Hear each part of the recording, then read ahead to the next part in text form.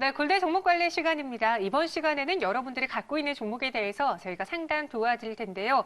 종목명, 매수가, 비중 세 가지만 말씀해 주시기 바라겠고요. 오늘은 박준남 매니저와 함께하도록 하겠습니다.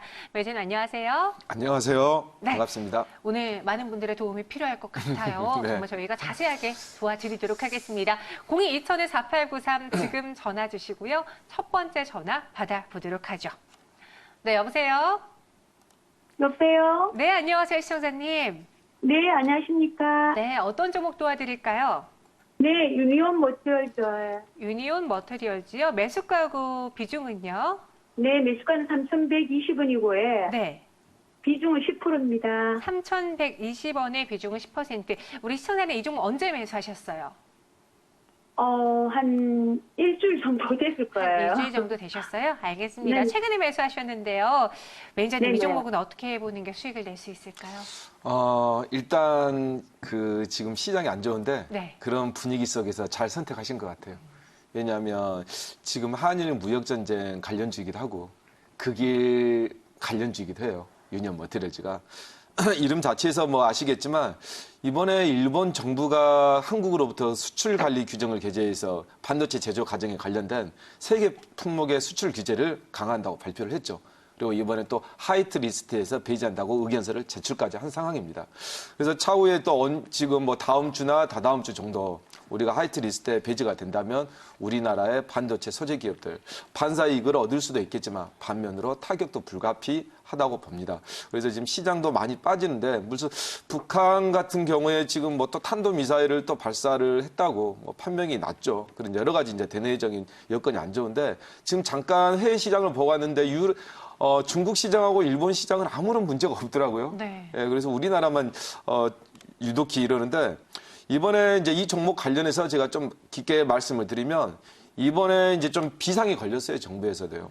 당정청에서 다 모여가지고 이번 일본 정부의 그 반도체 수출 규제에 대해서 우리가 좀 맞서서 준비하자 이번 기회에 일단 좀 늦었지만 그런 관련해서 소재 부품 산업을 육성한다고 매년 1조 원씩 투자를 하기로 합의를 했다고 합니다. 그러니까 상당히 좋은 소식이죠. 늦었지만요. 그래서 정부에서도 비메모리 반도체 소재를 이제 본격적으로 육성하니까 관련 기업들 또 수혜주도 많이 생길 것이라고 보고요. 이에 이제 앞서서 보면 이 유니온 머티리얼즈는 지난 3월 달에 비메모리 반도체 가운데서 하나인 전력 반도체 핵심 재료인 초고순도 실리콘 카바이드 SiC죠. 단결정 웨이퍼 제조 기술에 사용되는 건데 이 관련돼서 국제 기술을 완료했습니다. 이렇게 말씀드리고요.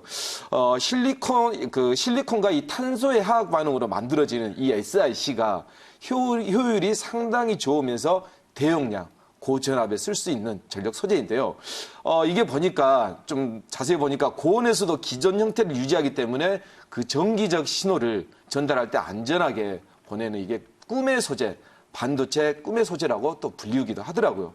그래서 이 소재 같은 경우에는 전력 반도체와 태양광 LED 공정 핵심 소재이기도 하거든요. 그래서 거슬러 올라가 보면 2013년도에 초고순도 SiC 분말을 벌써 세계 1위 일본 기업보다 높은 성능이 나왔다고 평가됐는데 이번에 하여튼간 우리 한일 무역 전쟁 뭐 또 관련해서 그 길 또 나아가서 그리고 앞으로 우리나라가 정말 나아갈 길이 비메모리 반도체 그리고 일본에 너무나 많이 의지돼 있더라고요.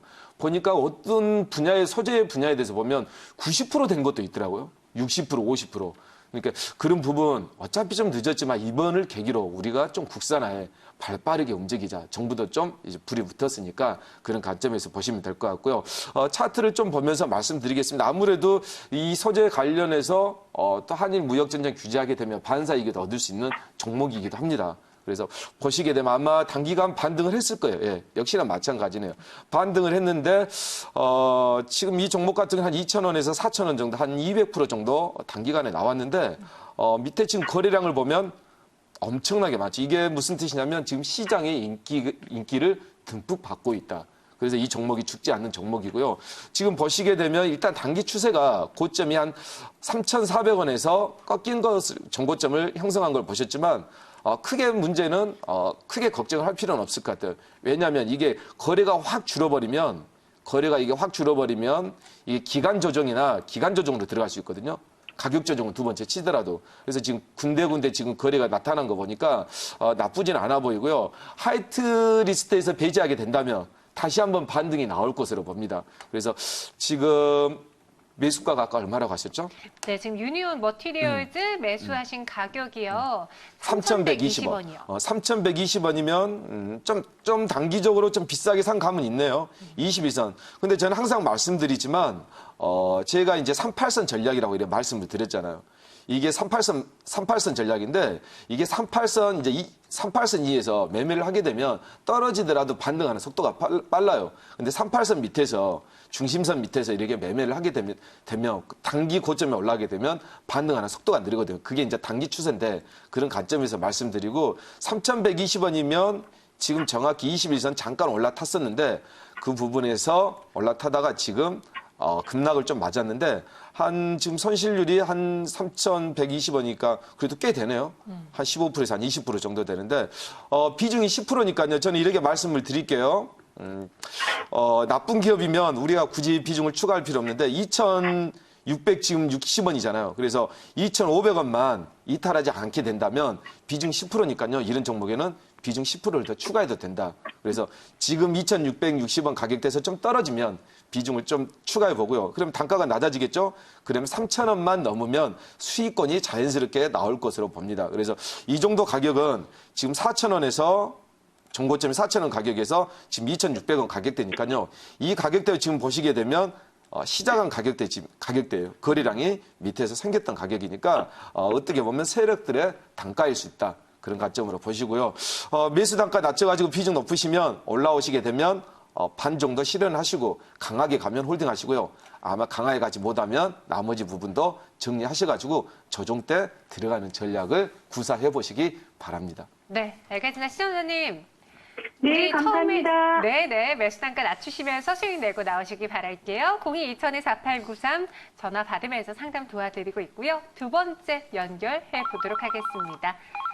네, 안녕하세요. 안녕하세요. 네, 어떤 종목 도와드릴까요? 테스나요. 테스나요. 매수가하고 비중은요? 48,000원에 20%입니다. 48,000원에 20%요. 예. 네, 알겠습니다. 전화 연결 도와드릴 테니까 궁금한 거 여쭤보세요. 주간 매수해도 될런지요? 추가 매수요? 예. 네, 한번 여쭤볼게요. 연결 도와주시죠. 안녕하세요. 반갑습니다. 안녕하세요. 수고하십니다. 네, 추가 매수해도 되냐고 20%네요. 예. 48,000원.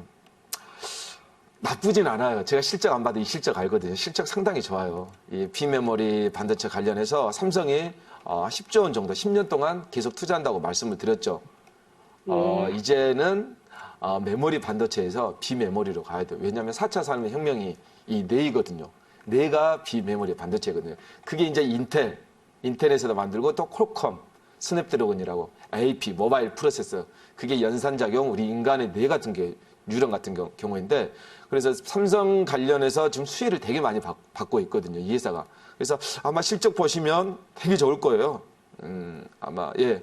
보니까 한 16년도부터 2019년도까지 300억에서 한 900억 정도면 한 3배 정도, 300% 정도 3, 4년간에 상당히 성장성이 좋은 거죠. 뭐 다른 것도 마찬가지고 매출액이 늘었으니까 영업이익이나 당기순이익도 당연히 늘어났겠죠. 그래서 재무제표는 좋다. 예, 이건 한 B뿔이나 A뿔 정도 된다. 재무제표는. 그러면 우리가 가격을 봐야 되겠죠. 당연하죠. 무조건 실적이 좋다고 어떻게 했습니까? 실적 좋은 회사 우리가 싸게 사야 수익이 나잖아요. 실적 좋은 회사 비싸게 사면 그건 아무나 할 수 있는 거죠. 그래서 보겠습니다. 이 주가가 테스나가 꾸준하게 많이 크게 상승을 했네요. 보니까 역시나 마찬가지로 아까 우리가 말씀드렸죠. 2016년도부터 지금까지 실적이 좋으니까 7,000원에서 55,000원까지 거의 800% 정도 갔네요. 그러면 실적이 다 반영이 된 거죠? 실적이 반영이 됐으니까 이렇게 올라왔을 거 아닙니까? 실적이 반영이 안 됐으면 안 올라왔겠죠. 그래서 그런 것 좀 말씀을 드리고요. 지금 매수해도 된다고 생각하는데 저는 조금 보수적으로 이야기하겠습니다. 일단 놓으라고 말씀을 드리고요.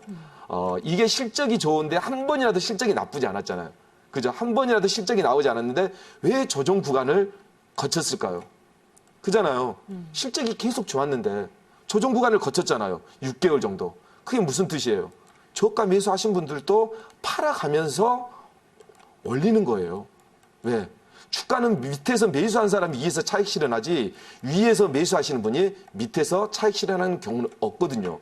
그래서 다시 한번 6개월 정도 정확하네요. 제가 보는 게. 다시 한번 차익 실현하고 실적이 좋으니까 어때요? 조정 다 끝났으니까 다시 가져야죠. 그다음 어떻습니까? 다시 저가에 매수했으니까 다시 고가에 차익 실현해줘야죠. 얼마예요? 13,000원이니까 35,000원이니까 2배 반이고 3배 정도면 충분히 차익 실현할 수 있죠. 그다음에 다시 차익 실현하니까 조정 구간을 당연히 거쳐야 되겠죠. 그다음 어떻게 되겠습니까? 지금 18,000원에서 56,000원까지. 물론 실적으로 보면 이상이 없어요. 그래서 저는 이 종목뿐만이 아니라 이런 질문을 많이 하시더라고요. 시청자분들이. 실적이 좋은데 왜 종목이 조정을 주죠? 답은 하나예요. 비싸게 샀으니까 그 종목이 조정을 준 게 아니에요. 차익 실현 과정입니다. 이 종목이 나빠가지고 떨어졌을까요? 절대 아닙니다. 조정을 당연히 거치죠. 왜? 밑에서 저가에서 매수한 사람들은 바보가 아니잖아요.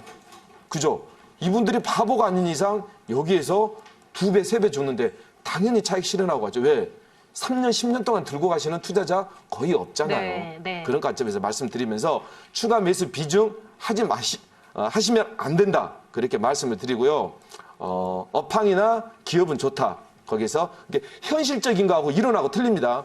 공부 잘하는 거하고 사회생활 잘하는 거하고 틀리죠. 그것을 헷갈리면 안 돼요. 그렇게 보시면 되고요. 지금 21선 이걸 돌파를 하게 된다면 다시 한번 가지고 있는 거 가겠지만 21선 여기 돌파를 못하게 되면 조정을 조금 더 기다려야 되는 시간에 기회비용을 버릴 걸 좀 준비를 하시기 바랍니다. 네, 알겠습니다. 시청자님 패스너 상담은 여기서 마무리해 볼게요. 네, 고맙습니다. 고맙습니다. 02-2000-4893 오늘의 마지막 전화가 될 수도 있겠는데요. 다음 전화 연결해 보도록 하죠.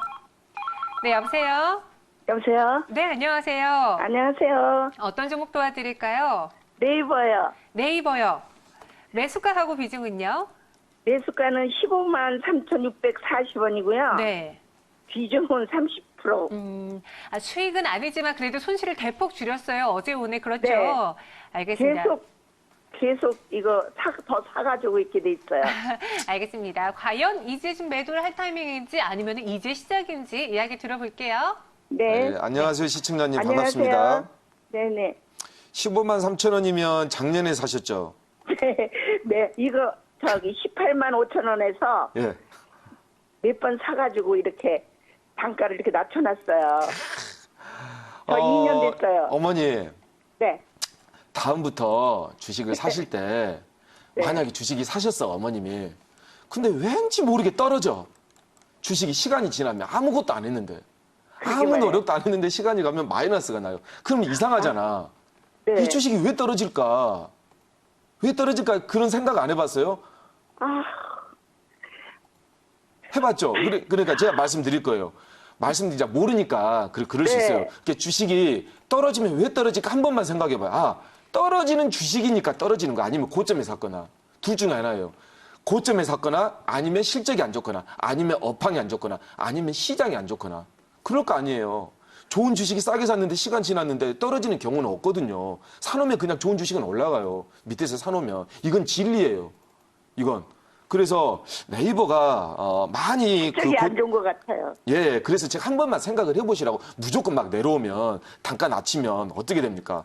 단가만 낮추면 시간 버리고 돈 아깝고 스트레스 받고 나중에 수익 먹더라도. 그래서 제가 말씀드린 건데 이 차트를 그림을 잘 보세요. 하나의 한 폭의 수치화라고 보세요. 한 폭의 수치화 보면 어때요? 네이버가 네. 20만 원 이상 못 돌파하는 이유가 딱 하나 있어요. 왜? 온라인 기반의 광고 플랫폼 회사예요. 검색, 포탈 엔진. 근데 이번엔 뭐가 생겼어요? 우리 새로운 주자.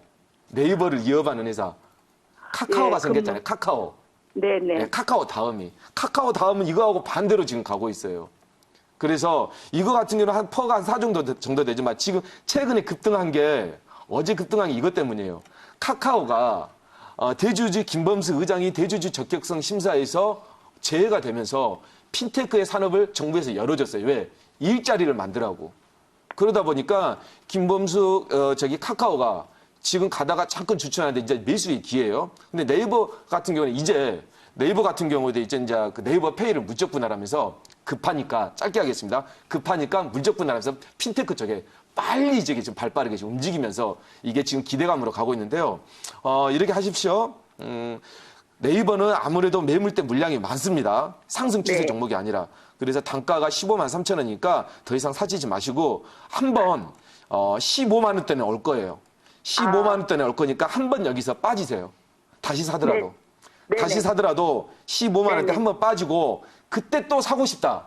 그러면 만약에 카카오가 올라가게 되면 이건 PBR이 4예요. 근데 카카오는 네네. 2거든요. 훨씬 더 성장성 좋고요. 그때 네네. 카카오가 이걸 15만 원대 팔아가지고 카카오가 조정을 되면 그때 카카오를 들어가시면 됩니다. 네네. 네. 감사합니다. 네, 네이버는 감사합니다. 여기서 상담 마무리해 보도록 하겠습니다. 저희 02-2000-4893 전화 받고 있으니까요. 매시간 많은 참여 부탁드리겠고요. 매니저님 여기서 인사드리도록 하겠습니다. 오늘 말씀 고맙습니다.